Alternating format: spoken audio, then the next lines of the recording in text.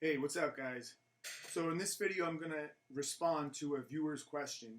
He asked me what it meant for me to be a real man, how I would define a real man. He went on to give his definition, and I'm going to go ahead and share with you mine.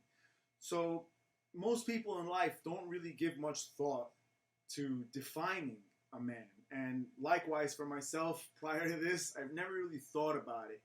But in reading that question and starting to put together some thoughts, I realized that there will be a tremendous difference in responses that you get from different people. So I'm sure that my answer will probably be unique to my own, to myself, and some of you may disagree. But with that being said, in my mind, how I interpret being a real man is basically someone, a male obviously, who stands for the right thing. What I mean by the right thing is someone who is grounded and controls their behaviors and actions and words, very important, based on some sense of morality. In addition, a real man is someone who can support a woman and children that he'll have from that woman. I don't necessarily mean support financially, but me personally, I believe that it's a man's duty to not be in control of anyone, but to be the head of a family.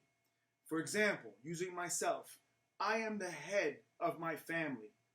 And it's not that I control every aspect of everything, but in the end, if there is any disagreement on some points, I'm the head of the family.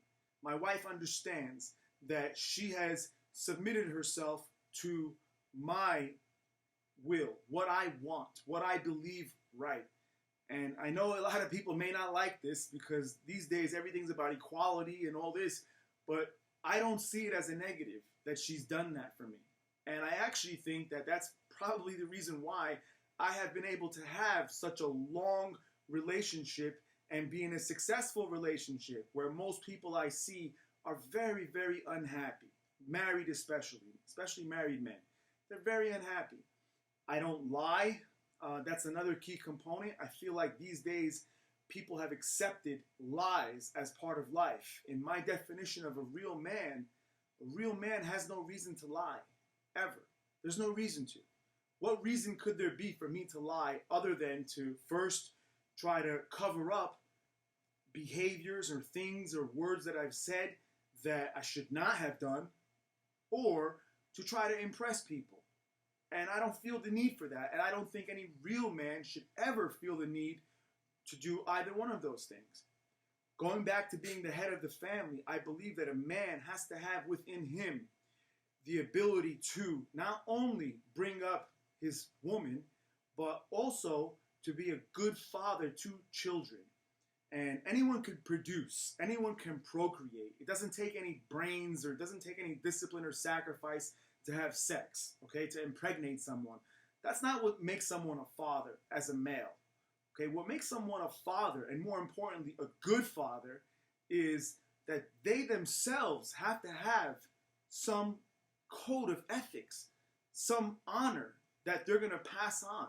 They have to be able to have something within themselves worthy to pass on and teach the next generation.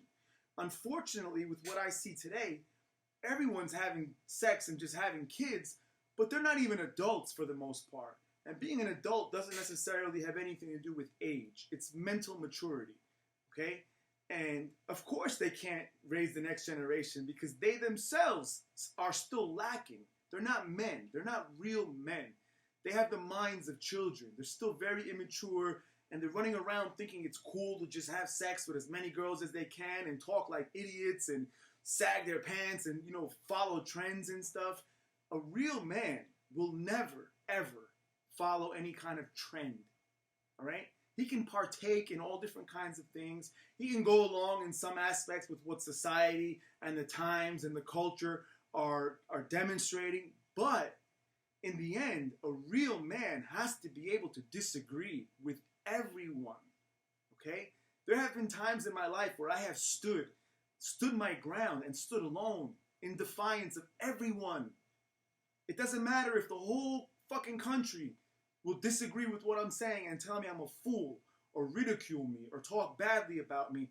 When it's my belief, I must stand my ground on it. At the same time, being a real man is having the ability to humble yourself enough and remove ego from the equation to the point where you can take advice and obtain knowledge from others, from external sources, from other people. Okay? So you guys who are familiar with me, I'm sure you can see I'm very opinionated, I'm strong in my opinions, but at the same time, I'm never bullheaded in thinking that I'm the smartest person out there and that I can't have the dialogue. I encourage the dialogue. That's what being a real man is.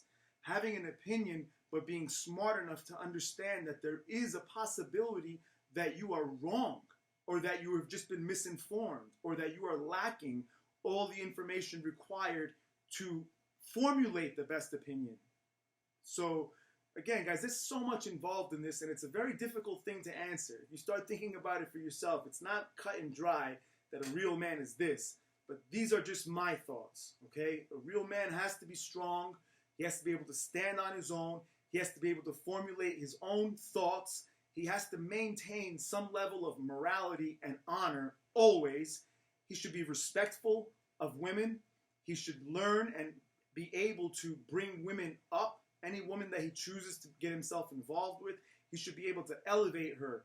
Okay? Every female I've ever encountered in my life that I've shared time with in any way, whether it be intimate or not, will tell you that in some way they benefited from me.